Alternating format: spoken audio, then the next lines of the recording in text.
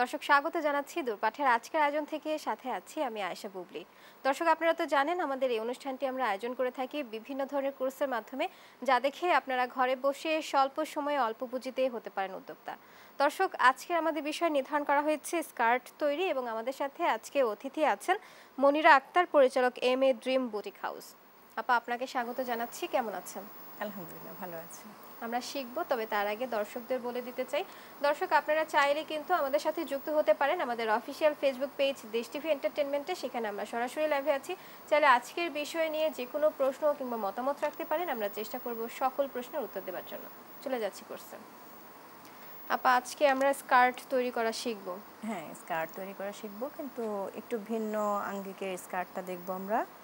এর জন্য তো আমরা নর্মালি স্কার্ট বলতে একটা সোজা কাপড় কেটে তাকে ইলাস্টিক দিয়ে দিলে যেটা হয়ে যায় সেটাকে আমরা স্কার্ট মনে করে থাকি, কিন্তু কিছু কিছু এখন দেখা যায় স্কার্ট বা লেহেঙ্গা টাইপের যে স্কার্টগুলো আছে সেগুলো অনেক সময় কাটা থাকে না, আবার হচ্ছে একদম রাউন্ড শেপটা অনেক বেশি থাকে, ঘেরটা বেশি থাকে। সেই ঘেরটাকে কিভাবে নিয়ে আসতে হয় এবং হচ্ছে কাটিং ছাড়া হচ্ছে বিভিন্ন ধরনের জোড়া আর কি, যে জোড়াটাই সেই জোড়া ছাড়া কিভাবে আমরা স্কার্ট তৈরি করব সেটা জানবো। ঠিক আছে? আচ্ছা, ঠিক আছে। তো এখানে আমি একটা স্কার্ট দেখাচ্ছি, এই যে ছোট্ট একটা স্কার্ট, একদম ছোট বেবিদের জন্য, ধরেন 6-7 মাস এই ধরনের। ঘেরটা এখানে কেমন দিতে হবে? এই ঘেরটা আমাদের এখন আছে হচ্ছে 180।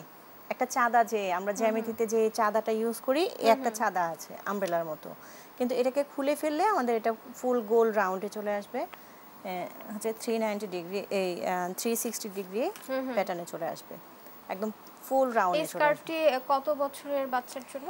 এটা আমাদের 6 থেকে 7 মাস 8 মাস এর চেয়ে বড় বেবি পড়তে পারবে না, কিন্তু এই প্যাটার্নে আপনি কেটে যত বড় ইচ্ছা করতে পারবেন আর কি, সমস্যা নেই। এইটা কাটলে বড়টাও কাটা যাবে। আচ্ছা, তো আমরা এখানে দেখেন, একটু খেয়াল করলে কোথাও কোনো জোড়া নেই। ঠিক আছে, জোড়া কোথাও নেই। এই স্কার্টটার বিশেষত্ব হচ্ছে কোথাও জোড়া নেই। তাহলে এটার কাটিংটা নিশ্চয়ই একটু ভিন্ন হবে। একটু ভিন্ন হবে। আচ্ছা, হ্যাঁ। তো এই যে জোড়া নেই, কিন্তু এখানে সেলাইটাও আমি দিয়ে এখানে আবার একটু জয়েনিং দিয়ে অন্য একটা কাপড় লাগানোর চেষ্টা করেছি, এখানেও কাপড় লাগানো। এখন যদি বড় করতে চাই বড় করতে পারবে, কোনো সমস্যা নেই, কিন্তু জোড়া যে নেই সেটা কিন্তু আসলে আমরা অনেকেই ধরতে পারবো না যে জোড়া নেই কেন। জোড়া তো থাকবে অবশ্যই, কোথাও না কোথাও জোড়া থাকবে। জোড়া থাকলে আরো ঘের করা যাইতো, কিন্তু এখানে আমরা যেহেতু জোড়া দেইনি সেহেতু একটা বেবির জন্য এটাই এনাফ। এই ঘেরটা 6-7 বছরের বেবি, 6-7 মাসের বেবি তো আর অনেক বেশি কাপড় চোপড় নিয়ে ক্যারি করতে পারবে না, সে তো এমনিতেই। সেই ক্ষেত্রে এখানে কাপড় কতটুকু নেওয়া হয়েছে? এখানে কাপড় নেওয়া হয়েছে আধা গজ। আধা গজ। আচ্ছা, তো আমরা যদি এই স্কার্টটাই কাটতে চাই, এটা কিন্তু আমরা যে কোনো কিছুর সাথে পরতে পারবো, হয়তো একটা ছোট ট্যাঙ্ক টপের সাথে পরতে পারবো, বা একটা গেঞ্জির সাথে, বা একটা ফতুয়ার সাথে, যে কোনো কিছুর সাথে কিন্তু ক্যারি করা যাবে, কিন্তু একটু আরামদায়ক হবে আর কি, খোলা যেহেতু আছে করা। তো এখানে আমরা ছোট্ট একটা নমুনা স্বরূপ, এখানে আপনি যেমনটা এর আগে ক্লাসে বলেছিলেন যে কুচি কিন্তু বিভিন্ন ধরনের হয়ে থাকে, এখানে আসলে কোন কুচিটি ব্যবহার করা হয়েছে? এখানে রুমাল কাট যেটাকে বলি আমরা, সেই কুচিটি ব্যবহার করা হয়েছে। এভাবে কিন্তু কুচি হয়ে থাকবে, কুচি কিন্তু হয়েই থাকে, কিন্তু আমরা এটা যদি না খুলি তাহলে বুঝবো না, এমনিতে কিন্তু কুচি হয়েই আছে। পড়ার সময় বাচ্চা দেখা যাচ্ছে কুচি হয়েছে, অনেকে বুঝবে যে এখানে হয়তো কুচি দেয়া আছে, কিন্তু কাছে থেকে না দেখলে, না ধরলে এটা বুঝতে পারবে না আসলে যে এখানে কোনো কুচিই নেই। কুচি ছাড়া একদম প্লেন রুমাল কাটে চলে আসছে। ঠিক আছে, এটার সাথে আমরা ছোট যদি একটা দেখাই, যে ছোট বাচ্চা তো ছোট বাচ্চা, এটা যদি আমি একটা স্কার্টের সাথে পরি, দেখতে কিন্তু এটা লুকটা কিন্তু এরকম আসবে এটার সাথে যদি মিলিয়ে পড়ে। আর অন্য যে যা ইচ্ছা, যে ধরেন যে একটা গেঞ্জি পরলো, বা একটা ফতুয়া পরলো, বা একটা ছোট স্লিভলেস টপস, যে কোনো কিছুর সাথে কিন্তু এই স্কার্টগুলো পরতে পারে। এটা আমি জাস্ট বোঝানোর জন্য এটার সাথে ম্যাচিং করে এটা করেছি। এটা করতে হবে যে এমনটা না, আমাদের পছন্দ অনুযায়ী করতে হবে বা করতে পারবো। তাহলে আমরা এটার কাটিং এর দিকে চলে যেতে পারি। আমরা পাড়ের সাথে মিল রেখে উপরে টপটা আমরা ডিজাইন করে তৈরি করতে পারবো। হ্যাঁ, এটা হচ্ছে আমাদের রুচি। ঠিক আছে, এছাড়া আমরা বললাম তো যে এক কালারের করে বা প্রিন্টের করে কিন্তু আমরা বড়রা ছোটরা সব সময় বাসায় এটা ক্যারি করতে পারবো। এর জন্য আমরা এটার কাটিং এর যদি আমরা যাই তাহলে দেখতে পাবো যে এটার আসলে বিশেষত্বটা কোথায়, বা এটার কাটিং এর প্যাটার্নটা কিভাবে গেছে, একটু বা জোড়া ছাড়া কিভাবে কাটতে হয়। ঠিক আছে, আচ্ছা, এটা আমাদের এখানে এটার জন্য আধা গজ কাপড় হলেই ছোট বেবির জন্য হবে 6 মাসে। কিন্তু আমরা যদি একটু বড় কাটতে চাই তাহলে বড় কাপড় নিতে হবে, ছোট কাটতে চাইলে ছোট কাপড় নিতে হবে। এখানে আমার 1 গজ কাপড় আছে, আমি একটু বলি, এখানে আমার 1 গজ কাপড় আছে, ঠিক আছে? 1 গজ কাপড় মানে হচ্ছে 336 ডিগ্রি, 36 ইঞ্চি, ঠিক আছে? 36 ইঞ্চি। আর আমাদের এই স্কার্টটা হচ্ছে 360 ডিগ্রিতে আছে। আমরা 360 ডিগ্রি দেওয়ার অর্থটাই হচ্ছে এটা গোল, এর জন্য, ঠিক আছে?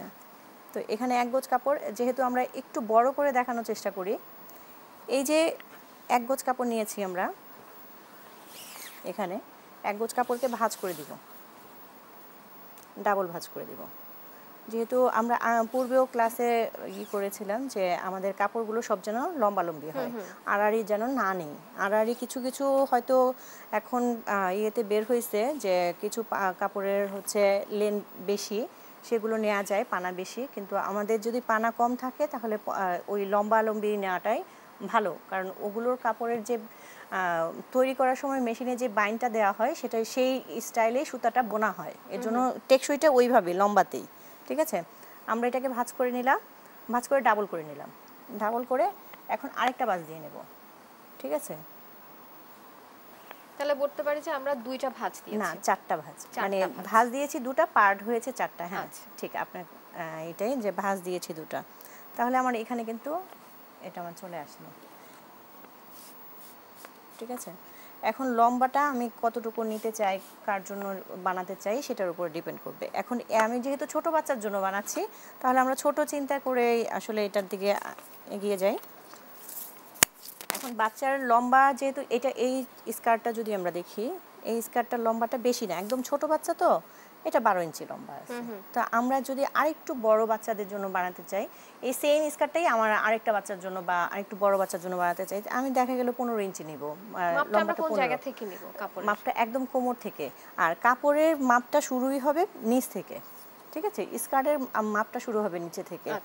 আর যদি আপনি কাপড়ের এই মানে বাচ্চার মাপ নিতে চান তাহলে এর আগের ক্লাসে কিন্তু আমরা বলেছিলাম যে যখন কামিজ বা কুর্তি তৈরি করব আমরা উপর থেকে মাপ নিব, আর স্কার্টের ক্ষেত্রে আমরা নিচ থেকে মাপ নিব। এই স্কার্টটার ক্ষেত্রে, অন্যান্য স্কার্টের ক্ষেত্রে উপর থেকেই মাপ নিতে হবে, এইটাই শুধু নিচে থেকে মাপ নিতে হবে। এটা কেন নিতে হচ্ছে? এটা যেহেতু আমাকে এই যে 390 ডিগ্রি 360 ডিগ্রি আমাকে বের করতে হবে, এইটার জন্যই হচ্ছে আমাকে এই নিচে থেকে মাপটা নিতে হবে, কারণ রাউন্ড শেপটা বের করার জন্য, শুধুমাত্র রাউন্ড শেপটা বের করার জন্য। আচ্ছা,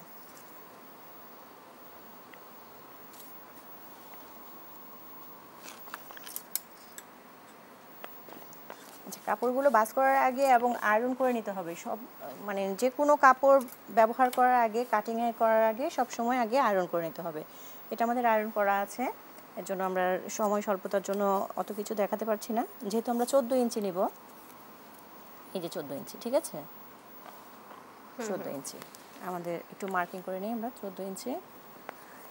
এই সাইড থেকে আমি 14 ইঞ্চি নিয়েছি, ঠিক আমিও কিন্তু এই সাইড থেকেও কিন্তু 14 ইঞ্চি নেব। দুই সাইড থেকে 14 ইঞ্চি মাপ নিয়ে নিতে হবে। না, এই সাইড থেকে 14 ইঞ্চি নেওয়ার পরে আমার এই সাইড থেকেও 14 ইঞ্চি নিতে হবে। এখন অনেক সময় দেখা যায় কি যে আমার এদিকে কাপড় ভাঁজ করার পর অনেক লেন থাকে, এদিকে কাপড় তো আমি একটা সাইড থেকে মাপ শুরু করেছি, একদিকে লেন থাকলে আমি ওই সাইড থেকে যদি 14 ইঞ্চি নিয়ে আসি, আমার হয়তো এখানেও চলে আসতে পারে। এখানে চলে আসলে আমার এই 14 ইঞ্চির সাথে এই 14 ইঞ্চি মিলালে কিভাবে, এখানে তো আমার কোমরের ভাঁজটা বের করা যাচ্ছে না। তো আমি যেখান থেকে শুরুটা করব, এক সাইড থেকে, যে কম সাইড যেটা, এই 14 ইঞ্চি শুরু করার পরে আমি দেখব এখানে কতটুকু আছে, ঠিক আছে?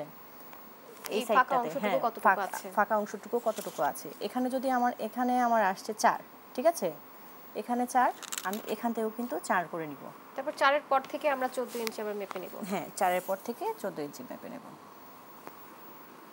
এই যে আমার কিন্তু এখানে বাড়তি কাপড় চলে গেছে, এই বাড়তি কাপড়টা আমাদের প্রয়োজন নেই, কিন্তু আমার এখানে আর এখানে একটু রাউন্ড শেপ করে দিতে হবে, ঠিক আছে? এই যে এখানে 4 আর এখানে 4, এই 4কে আমি সোজা করলে আসলে জিনিসটা কেমন হবে আমি দেখাচ্ছি।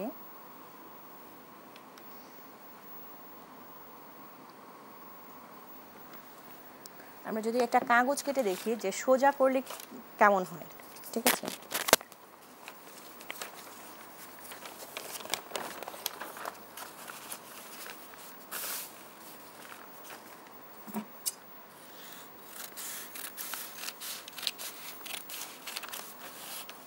বাসায় বিভিন্ন ধরনের প্যাটার্ন তৈরি করে রাখার জন্য তো আমরা এরকম কাগজ এই ব্যবহার করতে কাগজগুলো পারি। ইউজ করতে পারি এই আমরা কাগজটার নাম কি বাসার আমরা জন্য। যদি দর্শকদের আরেকবার এটা বলে দিই? বিভিন্ন হচ্ছে আপনার যে ইগুলো থাকে লাইব্রেরি থাকে ওখানে গিয়ে মলাটের কাগজ বললেই দিয়ে দেবে, আচ্ছা। মলাট পেপার বললেই দিয়ে দেবে ওরা, ঠিক আছে।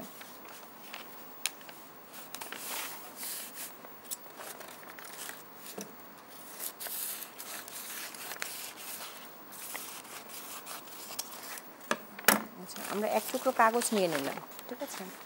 এখন সেম প্রসেসে আমি জাস্ট সোজা দাগে কি হয় আর আমাদের রাউন্ড শেপে কি হয় সেটা দেখানোর জন্য আমরা আসলে কাগজটা ইউজ করছি।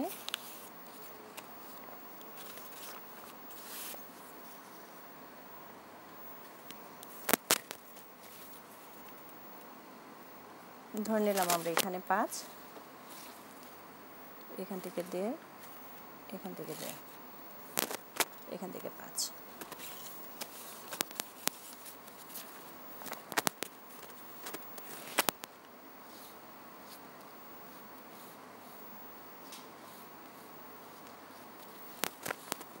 এখানে যদি আমাদের 5 হয় এভাবে কিন্তু আমরা রাউন্ড শেপটা তৈরি করার জন্য এভাবে করে এই যে ঘর থেকে করতে পারি। এটা আমরা দেখাবো পরে। উপরের অংশটাকে আমরা হচ্ছে নিচে মাপ দিয়ে নিচ্ছি। হ্যাঁ, উপরের অংশটুকু নিচে মাপ দিয়ে নেব, কিন্তু এই অংশটা আমি পরে দেখাচ্ছি। কিন্তু আমি এখানে বলেছি যে সোজা, যদি একদম সোজা কেটে ফেলি মানে কি একদম হবে, রাউন্ড না করে সোজাসুজি যদি কেটে ফেলা হ্যাঁ হয়। সোজা কেটে ফেললে কি হবে এবং ওগুলো আমাদের জন্য কি সমস্যা করতে পারে।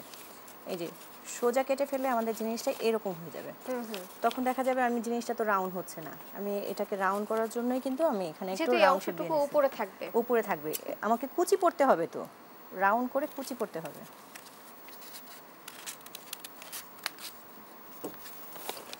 এখন যদি রাউন্ড করি, আমি যদি করি তাহলে কিন্তু একটু রাউন্ড সোজা শেপ চলে আসছে। আগে কিন্তু সোজাই ছিল, ওটা হয়নি। আচ্ছা, এটা গেল এই রাউন্ড আর সোজা কেন করব আমরা এটার জন্য। এখন এখানে যেহেতু আমরা হচ্ছে একটা মেজারমেন্টের মার্কিং করে নিয়েছি, এখানেও একটা মার্কিং করে নিয়েছি। এই মার্কিং থেকে এই মার্কিংয়ে সোজা করব না, আমরা একটু রাউন্ড শেপে তৈরি করে আসবো, এবং রাউন্ড শেপটা উপরের দিকে না নিচের দিকে আসবে, নিচের দিকে রাউন্ড শেপটা আসবে। সেম এই রাউন্ড শেপটা যেভাবে আছে এখানে আমার আছে 14 ইঞ্চি, ঠিক একটু একটু দূর থেকে আমি একটু মার্কিং করে নেব, ঠিক আছে।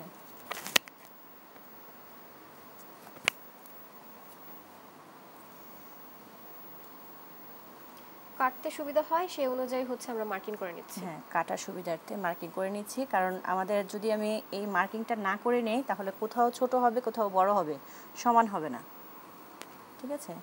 একটু রাউন্ড শেপটা মার্কিং করে নিলাম। এই ক্ষেত্রে কি আমরা একুরেট লম্বার মাপটা নিয়ে নিয়েছি, নাকি হচ্ছে সেলাই করার পর যেই অংশটুকু আবার একটু কমে আসবে সেটা পরে ধরা হবে? পরে ধরা হবে। হ্যাঁ, সেলাই, কারণ আমি এখানে তো বিভিন্ন ধরনের ইলাস্টিক ইউজ করব, হচ্ছে একটা বর্ডার ইউজ করতে হবে, সেগুলোর জন্য এক্সট্রা কাপড় নিতে হবে। এটা আমি জাস্ট মূল মাপটাই নিয়েছি, যে মাপটা থাকবে, ঠিক আছে। এখানে এখন দেখা যাচ্ছে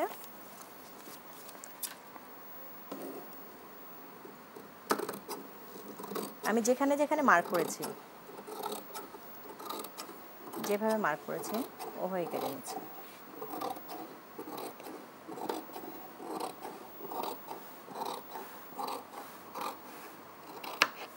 আমরা দাগ অনুযায়ী কেটে নিয়েছি। হ্যাঁ, দারুণ। আমরা বাকি অংশ দেখবো, তবে তার আগে নেব একটা ছোট্ট বিরতি। দর্শক, সময় হলো একটা বিরতি নিবার, ফিরছি কিছুক্ষণ পর, সঙ্গে থাকুন।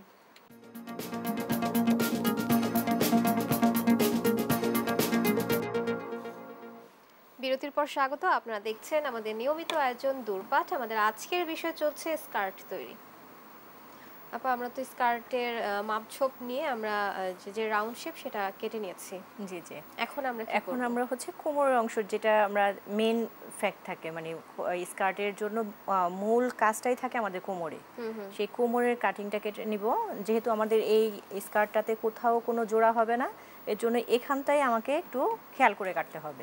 ঠিক আছে। এখানে আমি যেহেতু রাউন্ড শেপ করে নিয়েছিলাম, আমরা এখানে যে মেজারমেন্টটা নিয়েছি ঠিক এখানেও সেম মেজারমেন্টে একটু রাউন্ড শেপ করে নিয়েছি। এখানে আমরা কতটুকু আসলে মাপ নিয়ে তারপর কাটবো? এটা হচ্ছে ঘের যতটুকু দিতে পারেন আপনি। যখন ইলাস্টিক দিবেন তখন তো আপনার ইলাস্টিক দেওয়ার পরে এটা একটু কনজাস্টেড হয়ে যাবে এবং সেটিং হয়ে যাবে, কিন্তু এটাকে ঘের যত দেয়া যায়, যত বড় করতে চান তত ঘের আপনার মাপটা নিচের দিকে নিয়ে আসতে হবে। যদি আপনি ঘেরটা বেশি দিতে চান, এই যে এখানে 4 নিয়েছি আমরা, যেহেতু ছোট আমরা হচ্ছে কুচির কথা বলছি, যতটুকু আমরা আসলে কুচি চাচ্ছি, এই যে এটাকে কুচি বলেন, এই কুচিটা বা ঘেরটা যাই চাই না কেন আমরা, এটার উপর ডিপেন্ড করবে যে আসলে আমরা কোথায় চাচ্ছি এই জিনিসটা।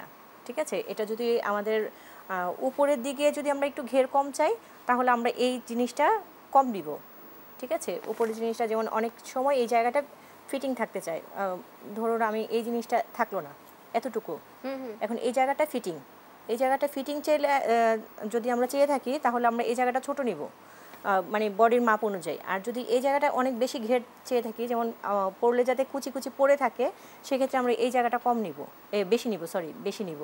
তাহলে আমরা এখানে দেখা যাচ্ছে যে আমরা ছোট বাচ্চার জন্য এখানে 4 নিয়েছি, এখানেও 4 নিয়েছি, এখানে মোটামুটি ওর জন্য অ্যাডজাস্টেবল একটা ঘের আসবে, একদম চাপাও হবে না, একদম অনেক বেশিও ঘের থাকবে না যেটাতে বাচ্চার খুব বেশি ক্যারি করতে সমস্যা হয়।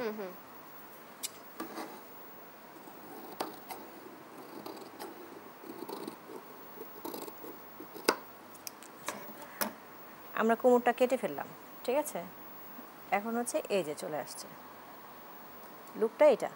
ঠিক আছে, এখন আমার এই এত বড় মোটা তো বাচ্চা না, আমি ছোট বাচ্চার জন্য এখন দেখা যাচ্ছে বড় আছে, এটাকে তো আমাকে ছোট করতে হবে, এটার জন্য কিন্তু আমাকে এক্সট্রা কিছু কাজ করতে হবে, সেই কাজটাও আমরা জানবো।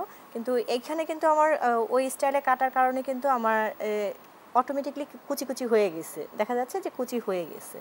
তো কুচি যদি হয়ে থাকে, এই যে আমাদের এতটুকু কাজের মধ্যে আমরা একটা জিনিস দেখি,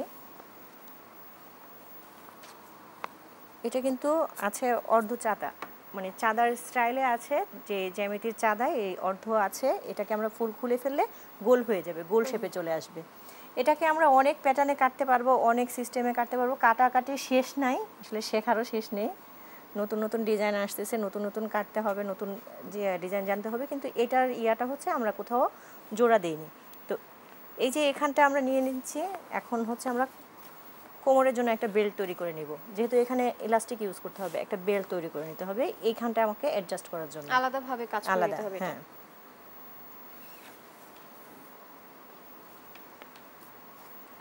এখন আমার এখানে এই বেল্ট কাটার আগে আমার মাপ ঝুপে যাবে এখানকার।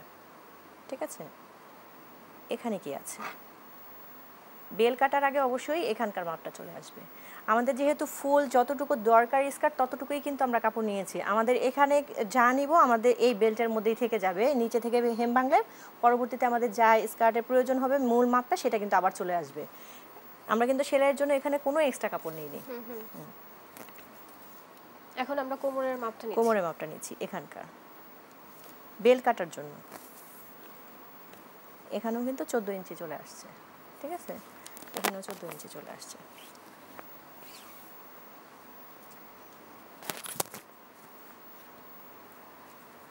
এই কাপড়টা আমরা ডাবল করে নিব। ঠিক আছে, বেল্ট তো আমরা যে স্কার্টের অংশটুকু কেটেছি সেই কাপড় যে বেঁচে গিয়েছে সেখান থেকে নিচ্ছি। এখন যদি এখান থেকে এটাতে নিচ্ছি, কিন্তু আমরা কিন্তু এখানে কিন্তু অন্য কাপড় নিয়েছি, আমি চাইলে অন্য কাপড় নিতে পারবো।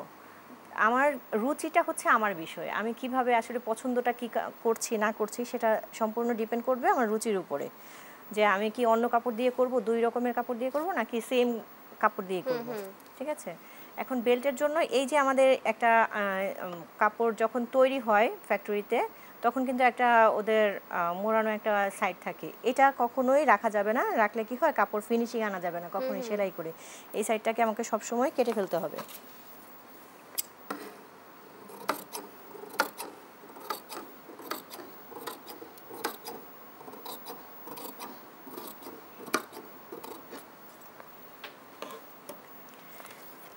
এখন 14 ইঞ্চি, এই যে ডাবল করে নিয়েছি আমরা, এটা থেকে 14 ইঞ্চি, এই হচ্ছে 14 ইঞ্চি। ঠিক আছে, 14 ইঞ্চি।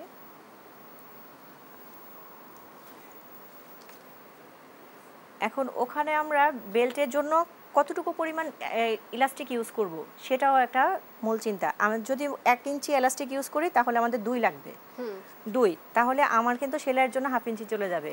তাহলে 1 ইঞ্চি এলাস্টিকের জন্য 1 ইঞ্চি এলাস্টিক এবং হচ্ছে সেলাইয়ের 1/2 ইঞ্চি হলো 1.5 ইঞ্চি। 1.5 ইঞ্চির ডাবল হচ্ছে 3 ইঞ্চি। তাহলে আমি এখানে 3 ইঞ্চি নিচ্ছি, ঠিক আছে? এই 3 ইঞ্চি মেজারমেন্টেই আমি পুরো বেলটা কেটে নিব।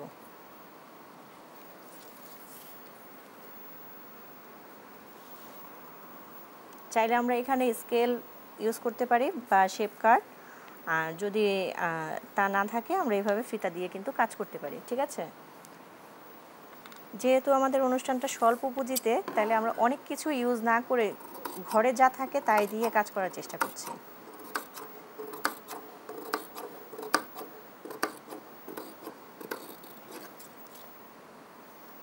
আমরা কাপড় ঘোরাবো না, ঠিক আছে?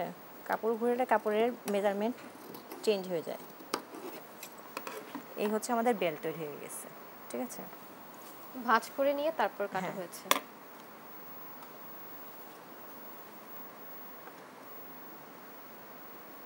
আমাদের সমান আছে, এই বেল্টের যে মাপটা এটা অনুযায়ী আমাদের এটা সমান আছে।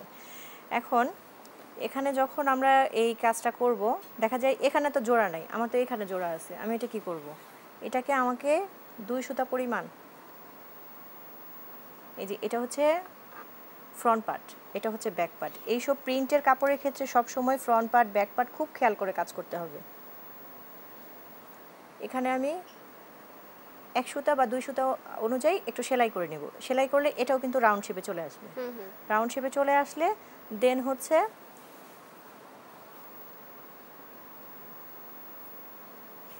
আমার যে স্কার্টটা আছে যে কোনো সাইড থেকে, এটার কোনো একটা মেজারমেন্ট নেই যে এই সাইড থেকে ওই সাইড থেকে কোনো সাইড থেকে ধরতে হবে।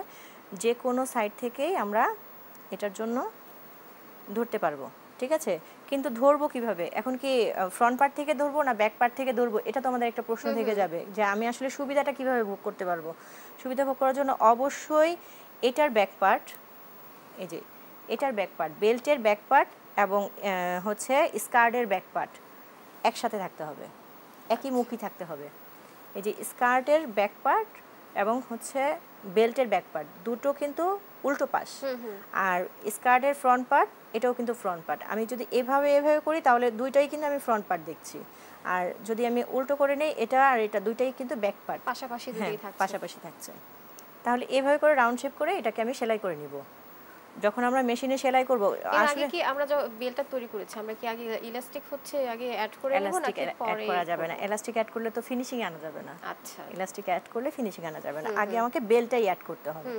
বেল্ট অ্যাড করার পরে আমি চারপাশ থেকে খুব আস্তে আস্তে নিখুঁতভাবে সেলাই করে নিব, যে 1/2 ইঞ্চির চেয়ে একটু বেশি বা কম একটু সেলাই করে নিব। এখানে 2 সুতা 3 সুতা পরিমাণ এভাবে করে পুরোটা রাউন্ড শেপে যখন সেলাই করে শেষ করে চলে আসব, তখন আমার এই বেল্টটা কিন্তু এভাবে তৈরি হয়ে যাবে। বেলটা তৈরি হয়ে যাবে। উল্টো পাশে ফিনিশিং আসছে, ফ্রন্ট পার্টে কিন্তু ফিনিশিং আসেনি। ফ্রন্ট পার্টে আমি সেলাই করেছি, মনে আছে? আমরা ফ্রন্ট পার্টে যদি সেলাই করে থাকি তাহলে কি ফ্রন্ট পার্টে আমার সেলাইয়ের ফিনিশিং আসবে? আসলো না। এখন আমার উল্টো পাশে ফিনিশিং আসছে, কিন্তু উল্টো পাশে ফিনিশিং আসছে, এখন আমি মিলাবো কী করে? এটা হচ্ছে এটাকে ভাঁজ করে এখানে এটার সাথে দিয়ে দিতে হবে। এখানে আমি সেলাই করে দিব। আমি এখনো এলাস্টিকে যাইনি, আমি কি করব চিন্তা করতেছি। এখানেও আমি সেলাই করে দিব, কিন্তু এই সেলাই করার আগে এই যে দেখেন আমি এখানে কিন্তু কোনো সেলাই নেই, দেখা যাচ্ছে? এটা হচ্ছে বাঁ পিঠ, এটা হচ্ছে উল্টো পিঠ। যেহেতু আমি আলাদা এক্সট্রা কাপড় লাগিয়েছি তার জন্য উল্টো পাশে আসছে। যদি আমি স্কার্টের মধ্যে ইয়ের মধ্যে বেল্টটা লাগাইতে চাই তাহলে কিন্তু আমার উল্টো পাশ বাঁ পাশ এক পাশেই আসবে। আর যদি আমি জোড়া দিয়ে এরকম আলাদা করে কাপড় লাগাইতে চাই তাহলে আমার উল্টো পাশে সেলাই করতে হবে। এই জিনিসগুলো খুব খেয়াল করে করতে হবে, বা বিভিন্ন ধরনের কাটিংয়ের যে ড্রেসগুলো থাকে এগুলোকে আমাদের খুঁটিনাটি ধরে চেষ্টা করতে হবে। এখন এগুলোর হচ্ছে ফিনিশিং যদি ভালো না হয় তাহলে ফিনিশিং ভালো না আসলে দেখতে সুন্দর লাগে না, পরলেও তো থাকে। দেখা যায় যে আমি কিছু কাপড়ে আমি এখন বলে দিলাম যে ভাপিটে নিয়ে আসবেন উল্টো পিঠে সেলাই করে, তারা ভাপিটে নিয়ে আসছে, দেখলো যে কাপড়টা ফিনিশিং আসে নাই। কীভাবে আসলো না? কারণ আমি এই কাপড়টাতে ইউজ করেছি হচ্ছে এইখানে একটা জোড়া দিয়ে আমি এখানে বেল সিস্টেম করেছি, আর এটাতে আমি বেল দিয়ে বেলটাকে শেষ করে দিব। তাহলে দুটো কিন্তু দুই ক্যাটাগরির। তাহলে আমাকে সব সময় খেয়াল করতে হবে আমি ফিনিশিংটা কোন সাইডে দিব। ফিনিশিংটা কি ফ্রন্ট সাইডে দিব না ব্যাক সাইডে দিব? ফিনিশিংটা তো অবশ্যই ব্যাক সাইডে হবে নাকি হচ্ছে ফ্রন্ট সাইডটা তো অবশ্যই ফিনিশিং থাকতে হবে। ব্যাক সাইডে তো ফিনিশিং এর তেমন একটা দরকার হয় না, কিন্তু কিউসি চেক করতে গেলে তো ব্যাক পার্ট ফ্রন্ট পার্ট দুইটাই দেখবে। কিন্তু আমি যখন আমার ঘরোয়াভাবে তৈরি করব অবশ্যই ফ্রন্ট পার্টের একদম ফিনিশিংটাও পুঙ্খানুপুঙ্খানু নিয়ে আসার চেষ্টা করব। তাহলে এখানে যেহেতু আমি এলাস্টিকের বেল্ট রাউন্ড করে ফেলেছি, এখানে একটা বর্ডার তৈরি করে ফেলেছি সেলাই, এই যে সেলাইটা দিয়ে এটা আমার স্কার্টের সাথে লেগে গেছে, এখানে আমি একটা চিকন করে সেলাই দিয়ে দিছি বর্ডার করার জন্য। দেন হচ্ছে আমি এলাস্টিক নিয়ে এলাস্টিকটা ভিতরে দিয়ে সেলাই করে দিব রাউন্ড শেপে। আস্তে করে পুরোটা রাউন্ড শেপে যখন চলে আসবে আমার এই ফিগারে চলে আসবে তখন। আচ্ছা, স্কার্ট তৈরি সহজ, কিন্তু দেখতে মনে হয় অনেক কঠিন। আবার সোজা কাপড় দিয়ে আমরা তো বেল্ট তৈরি করে তারপর হচ্ছে এলাস্টিকটা অ্যাড একটা করব, বেল্টের তখন কাপড় আমরা তৈরি করে এলাস্টিকটা আসলে কোন মাপে নিব? ইলাস্টিকটা নিব হচ্ছে বেবির কোমরের মাপে। বেবির যতটুকু কোমর থাকবে ফুল ইয়েতে ওইখান থেকে 2 ইঞ্চি বা 3 ইঞ্চি কম নিতে হবে। এখানে তো আগে আমরা যে কোমরটা মেপেছিলাম সেখানে 14 ছিল। হ্যাঁ 14 ছিল হচ্ছে স্কার্টের ক্ষেত্রে, যেহেতু আমি একটু রাউন্ডটা বেশি নিব। এখন স্কার্টে তো একটা ইলাস্টিক ইউজ করতে হয়। এখন দেখা যায় আমরা বাচ্চার জন্য অনেক সময় দেখা যায় যে ইলাস্টিক একটু বেশি দিলে ঢুলঢুল করে পড়ে যাবে, আবার বেশি কনজাস্টেড দিয়ে দিলে বাচ্চার দাগ পড়ে যাবে। তো ওইসব জিনিস মাথায় রেখে কিন্তু আমাকে ইলাস্টিকটা দিতে হবে। হ্যাঁ, ফ্লেক্সিবল ইলাস্টিকও ইউজ করতে হবে, এবং হচ্ছে আপনাকে অবশ্যই সেখানে বাচ্চার যে বডি মেজারমেন্ট কোমরে থাকে তা থেকে 2 থেকে 3 ইঞ্চি কম নিতে হবে ইলাস্টিকটা। ফুল ইলাস্টিকটা 2 থেকে 3 ইঞ্চি কম, তখনই ইলাস্টিকটা ওকে আঁকড়ে ধরে রাখবে, কিন্তু ইচিং হবে না বা দাগ পড়ে যাবে না কোথাও। ঠিক আছে? এই যদি আমরা এখানে ফিতা সিস্টেমও করতে পারি। হ্যাঁ, ফিতা সিস্টেমও করতে পারি। এখানে যে ইটা আছে যে এইভাবে যখন থাকবে, ইলাস্টিক যখন থাকবে না, তখন আমরা এখানে একটা ঘর করে এখানে ফিতা ঢুকাই দিতে পারবো, ডস্টিং যেটাকে বলি আমরা। ডস্টিং দিয়ে আমরা কিন্তু টেনে নিতে পারবো, কিন্তু বাচ্চারা তো আসলে ওই ফিতাটা ক্যারি করতে পারবে না, নিজেরা পড়তে পারবে না। আর ফিতাটা যখন আমরা আটসাট করে বেঁধে দেই ওটা কিন্তু ফ্লেক্সিবল হয় না। দেখা গেল যে একটু টাইট দরকার হয়, একটু ঢিলা দরকার হয়, একই সিস্টেমে বেঁধে দিলে দেখা যায় ওই পাশটাতে দাগ পড়ে যায়। এজন্য বাচ্চাদের জন্য ইলাস্টিকটাই প্রেফার করি আমরা সবসময়। আচ্ছা আপা, আমরা বাকি অংশ দেখব, তবে তার আগে নেব আরেকটা বিরতি। দর্শক, সময় হলো আরেকটা বিরতি নেবার, ফিরছি কিছুক্ষণ পর, সঙ্গে থাকুন।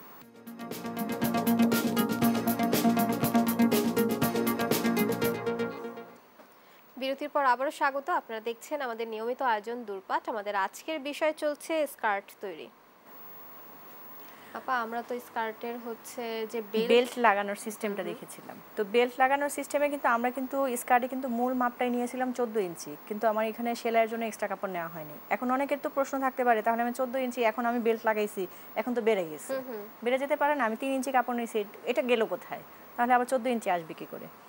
তাদের জন্য বলছি একটু যোগ বিয়োগ করলেই আমরা বুঝতে পারবো। এখানে কিন্তু আমরা সেলাইয়ের সময় 1/2 ইঞ্চি সেলাই করেছি প্রথমে, তারপরে 1 ইঞ্চির একটা এলাস্টিক লাগিয়েছি। ঠিক আছে? এখানেও সেলাইয়ের জন্য 1/2 ইঞ্চি। তাহলে আমার কিন্তু এই যে স্কার্ট এবং এখানে ইলাস্টিক মোট 1 ইঞ্চি আছে। এখানে 3 ইঞ্চি থাকলেও এখানে কিন্তু 1 ইঞ্চি ইলাস্টিকের লাগানোর পর এই 1 ইঞ্চি আছে। আমার কিন্তু স্কার্টের এখান থেকে কিন্তু 1 ইঞ্চি ঢুকে গেছে। ঢুকে যাওয়া মানেই হচ্ছে আমার এখানে 14 থেকে 13.5 হয়ে গেছে। এখানে কিন্তু আমার এই যে 13.5 হলে তাহলে আমি এখান থেকে কিন্তু আমার 1 ইঞ্চি ইলাস্টিক লাগানোর পরবর্তীতে আমার কিন্তু 14.5 হয়ে যাচ্ছে লম্বায়। তাহলে কি করব? এখানে 1/2 ইঞ্চি বর্ডার করে দেব।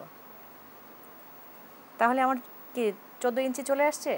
ফুল 14 ইঞ্চি কিন্তু আবার চলে আসছে। হয়তো একটু হিজিবিজি মনে হচ্ছে, কিন্তু বোঝার জন্য কিন্তু এটাই এনাফ যে আমার এই যে 3 ইঞ্চি কাপড় বাড়তি নিয়েছিলাম এটাও নিয়েছে, ও নিয়েছে, কিন্তু আমার কিন্তু সেই আগের মাপেই চলে আসছে, আমরা 14 ইঞ্চি মূল মাপেই চলে আসছি।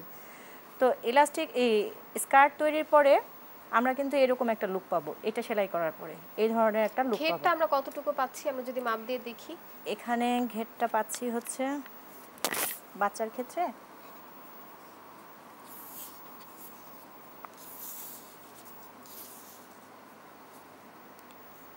এখানে হচ্ছে 39, তাহলে হচ্ছে 60, 70, 40, 80 ইঞ্চি পাচ্ছি। আচ্ছা, অনেক পাচ্ছি। 80 ইঞ্চি পাচ্ছি, নিচের ঘেরটা 80 ইঞ্চি পাচ্ছি। একটা বাচ্চার জন্য কিন্তু 80 ইঞ্চি অনেক ঘের, আর বড়দের ক্ষেত্রে দেখা যায় 200-300 ইঞ্চি ঘের পর্যন্ত চলে আসে। আচ্ছা, যদি আমরা এটা কাটতে পারি, এই ধরনের কিছু প্যাটার্ন কাটতে পারি, তাহলে আমাদের অনেক কিছু তৈরি করতে সহজ হবে। যদি আমরা এই স্কার্টটা তৈরি করতে পারি, তাহলে আমি উপরে যদি জামার যে আমরা বুকের অংশ কাটা শিখেছিলাম পূর্বের ক্লাসে, যে বডির অংশ কীভাবে কাটতে হয়, ওই বডির অংশও কিন্তু এখানে জোড়া লাগাই দেওয়া যাবে। বডির অংশ জোড়া লাগাই দেওয়া যাবে, জোড়া লাগাই দিলে বডির অংশের সাথে এই জামাটা কিন্তু তৈরি হয়ে যাবে, উপরে বডি নিচে। তো আমরা যদি দেখি একটা, যে হয়তো মনে হচ্ছে এটা একই রকম না, কিন্তু এটার কিন্তু কাটিংটা ওই রকমই ছিল। কাটিং করার পরে আমরা কিছু কাজ করেছি, এর জন্য আমাদের এই যে এখানে কুচি দিয়ে ফেলেছি, এর জন্য আসতেছে না। ওই কাটিংটা কেটেই কিন্তু আমরা এখানে এই ডিজাইনটা নিয়ে আসতে পারছি। এরকম হাজারো ডিজাইন বের করা যাবে। যদি ডাবল পার্টে চলে যেতে চাই, এই যে এই ধরনের জামা তৈরি হবে। এই যে এগুলো হচ্ছে এটা তো নিচে একটু বেশি ডিজাইন দেখতে পাচ্ছি, এই ডিজাইনটা কিভাবে করা হয়েছে? সেম ডিজাইনটাকে, এই সেম কাটিংটাকেই শুধু ওটা রাউন্ড করেছি, এটা আমরা রাউন্ড করি না, যেভাবে ছিল সেভাবে রেখে দিছি, কিন্তু কাপড়টা দুইটা কেটেছি, দুইটাকে জোড়া লাগাইছি। এই ধরনের কিছু কিছু ডিজাইন ইউনিকিটি যদি আনতে হয়, অবশ্যই কাটিংয়ের সিস্টেম জানতে হবে। কাটিংয়ের সিস্টেম জানলে আপনি ডিজাইন বের করতে পারবেন ইজিলি।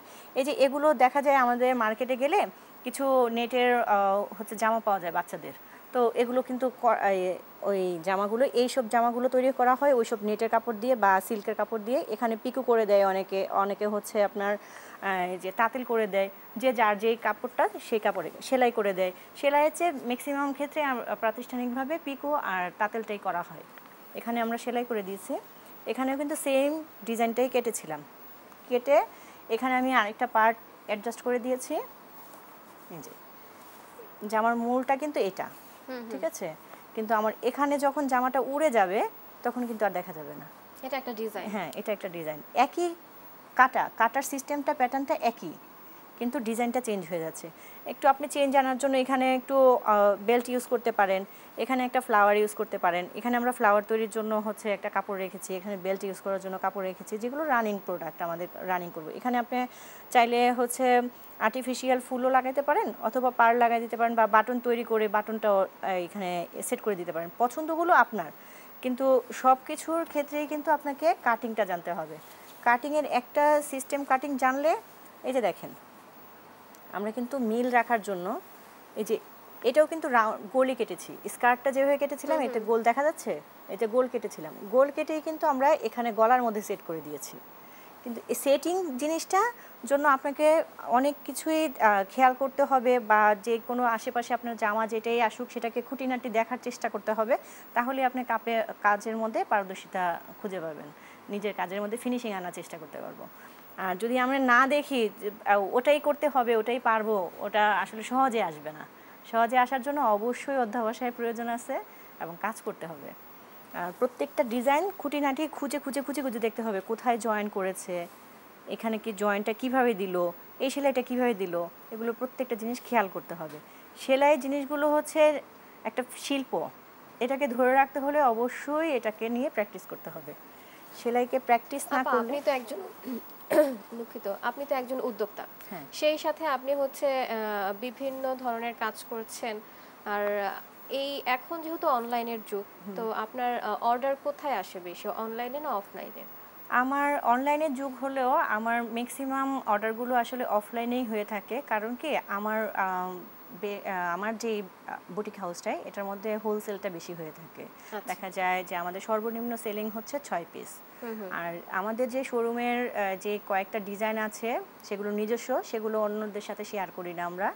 আর যেগুলো হচ্ছে আমাদের অন্যান্য কোম্পানি আমাদেরকে অর্ডার দিয়ে থাকে সেলাইয়ের জন্য বা ইয়ের জন্য, সেগুলো হচ্ছে আমরা ওদের জন্যই করে থাকি, বা ওদের এটা আমাদের অফলাইনে হয়ে থাকে। আর অনলাইনে টুকিটাকি কিছু অর্ডার আসে, সেগুলো হচ্ছে তারা ডিজাইনটা যে অনলাইন থেকে বের করে আমাদেরকে ইনবক্স করলে আমরা ওটা রিপ্লাই দিয়ে থাকি যে এই অনলাইনে করা যায় বা এইভাবে। যারা আসলে এই কাটিং নিয়ে কাজ করতে চায় বা আগ্রহী, তাদের কিভাবে শুরু করা উচিত? যদি অনলাইন সম্পর্কে আইডিয়া থাকে, তাদের যদি কোনো রকমের অনলাইনের মানে ছোট ছোট এইগুলো পরিচিতি থেকে থাকে, যে আমি অনলাইনে আমার একটা পেজ আছে বা আমার একটা প্রোফাইল আছে, ওইখানে আমি এই ছবি তুলে তুলে আপলোড করব আমার কাজের ছোট ছোট টুলসগুলো বা ছোট ছোট ভিডিও ক্লিপগুলো, তাহলে হচ্ছে ওইখান থেকে অর্ডার আসতে পারে। এছাড়া হচ্ছে ঘর থেকে শুরু করতে হবে মূলত। ঘর থেকে কিভাবে বলবো, আমার আশেপাশে 4-5টা ঘর থাকে অবশ্যই, তাদেরকে জানাইতে হবে আমি কাজ করতেছি, আসেন আমাকে আমাকে একটু কাজ দেন, দেখেন এই হচ্ছে আমার কাজগুলো, এগুলো কাজগুলো দেখাইতে হবে, তাদেরকে প্রচার করতে হবে। এক কাস্টমার 5টা কাস্টমার নিয়ে আসবে, এটা মাথায় আসবেই, একটা না একটা সময় 5টা কাস্টমার নিয়ে আসবে। আপনি যদি ভালো এফোর্ট দেন অবশ্যই আপনার কাছে কাস্টমার আসবে, আপনি কাস্টমারের কাছে যেতে হবে না। তখন দেখা যায় কাস্টমার খুঁজে খুঁজে বের করবে যে এটা কোথায় বানাইছো, এটা আমাকে বানায় দাও, এটা ওনার কাছে নিয়ে যাও। ভিন্নতা রাখতে হবে হ্যাঁ, কাজে। ভিন্নতা রাখতে হবে এবং কাজের ফিনিশিং এর ক্ষেত্রে যত্নশীল হতে হবে, যত্নশীল না হলে হবে না। আর ইউনিক যে যদি ডিজাইন না দিতে পারি আমরা, তাহলে দেখা যাবে বর্তমান মার্কেটে টিকে থাকা খুবই কঠিন, এটা ঘর থেকে হোক আর অনলাইনে হোক। আপু আমরা অনুষ্ঠানের একদম শেষ পর্যায়ে চলে এসেছি। আশা করি দর্শকদের খুবই ভালো লেগেছে আজকের যে স্কার্ট কাটিংটা দেখেছি সেটি। আপনাকে অসংখ্য ধন্যবাদ আমাদের সাথে যুক্ত হওয়ার জন্য। ধন্যবাদ আপনাকেও। দর্শক, এই ছিল আজকের আয়োজন। দেখা হবে পরবর্তী পর্বে। সে পর্যন্ত সুস্থ থাকুন, ভালো থাকুন, দেশ টিভির সাথেই থাকুন। ধন্যবাদ।